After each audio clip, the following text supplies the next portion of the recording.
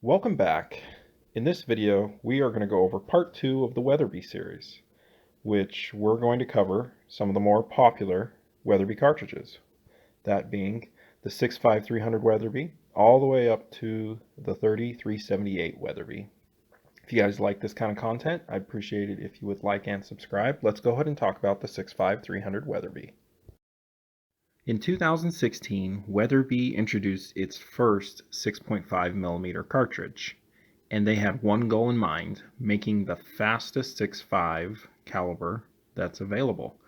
And they did just that. So what they did was they took a 300 Weatherby case and necked it down to 6.5mm diameter, which makes it extremely fast. It is about 50 to 100 feet per second faster than a 26 nozzler, and over 600 feet per second faster than the popular 6.5 Creedmoor.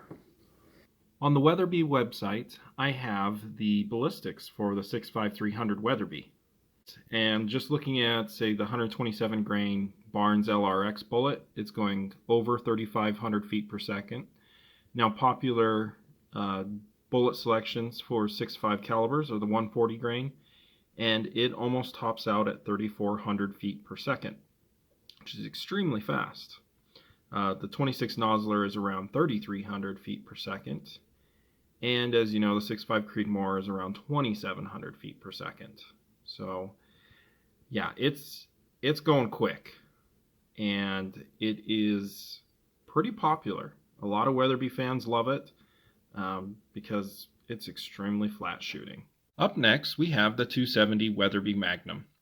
This is one of the original ones that Roy Weatherby developed in 1944, and it is based off that 300 H&H case, and it actually has the same case as the 257 Weatherby, but just neck to 277 diameter. And it produces some really good speeds. So if you're a fan of the 270, this is a pretty awesome cartridge because it will shoot about 300 feet per second faster than a 270 Winchester. Now, in this Hornady reloading book, it doesn't really show that big of an advantage. For example, 130 grain bullets, say they could load it up to 3,200 feet per second. But if you buy Weatherby ammo, you can get it up to 3,400 feet per second. And then the 270 Winchester shoots at 3,100. And then looking at the 150 grain bullet, you know, it's going 3,000. You could get it to go faster. Again, if you buy Weatherby ammo, you're going to get that speed about 200 feet per second quicker. So if you're a huge fan of the 270 and want a little bit more power than the classic 270 Winchester, it's a really good choice. The only downside with this is it's only offered right now in a Weatherby Mark V. So if you don't have a big budget, this might need to be a gun that you buy used. The next cartridge I wanted to go over is the 7mm Weatherby Magnum. This one, I believe, is one of the most underrated Weatherby cartridges out there. This was developed in 1944, so it's one of the originals, and it has that same case length as the 257 and the 270, and it is actually 200 feet per second faster than the beloved 7mm Rem Mag. So let's go ahead and look at some of the numbers. So the 154 grain bullet, you know, it's going 3,300 feet per second. Again, about 200 feet per second faster than what the Rem Mag could do. And then a really popular hunting bullet is the 175 grain, and you can get it up to 3,100 feet per second, which is really impressive. I think this is one of Weatherby's underrated cartridges. It's not near as popular as the 257 or the 300 Weatherby, but I think for those that really want a step up from the Rem Mag and still love that 7mm, this is a really good choice. The 300 Weatherby Magnum. It's Weatherby's most popular cartridge that they sell, and for really good reason. So what it is, it's again based off the 300 H&H case. However, this one is a bit longer than the smaller 257, 270, and 7mm Weatherby. As you can see, the case length is 2.825 inches, so it is a bit longer. And what's so great about this cartridge is it's extremely versatile. You know, you have so much power in this cartridge. By the way, this is also one of the original cartridges that Roy developed.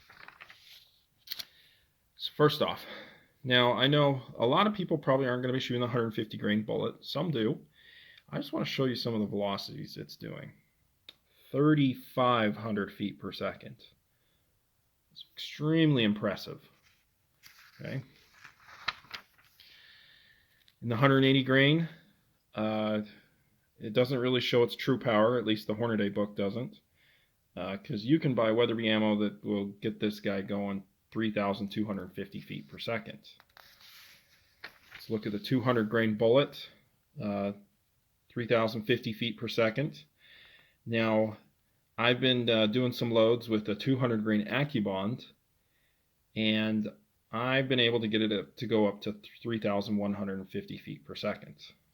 So the 300 Weatherby is fast, hits hard, hits you hard on the shoulder too, but it's a wonderful cartridge. I really enjoy it. The last Weatherby cartridge I'm going to share with you today in part 2 is the big boy, the 30-378 Weatherby Magnum. In 1996, Ed Weatherby offered this in a factory rifle and in factory ammo. For a long time, this has been a Wildcat cartridge. In fact, Roy made it into a Wildcat cartridge. The U.S. military contacted him and wanted him to make an extremely fast 30 caliber cartridge, and this is what he came up with. The military didn't go with it, but in 1996 it was finally offered as a factory rifle and in factory ammo, and it is fast. Hornady doesn't even have recommended loads for under 165 grain bullet. Let's go ahead and look at 180 grain, which this thing shoots it extremely fast, 3,400 feet per second. Looking at a 200 grain bullet, it's going 3,300 feet per second. And if I were to ever get one of these, I would be shooting a bigger bullet with it, because why not? A 225 grain bullet goes 3,100 feet per second. This guy is fast, not very efficient. Look how many grains of powder. Over 100 grains of powder, over 110 grains of powder actually. But it is the fastest cartridge, at least in factory form. Thanks for watching, guys. I appreciate you watching my videos. This concludes part 2. There will be a part 3 where we go over the real big Weatherby cartridges.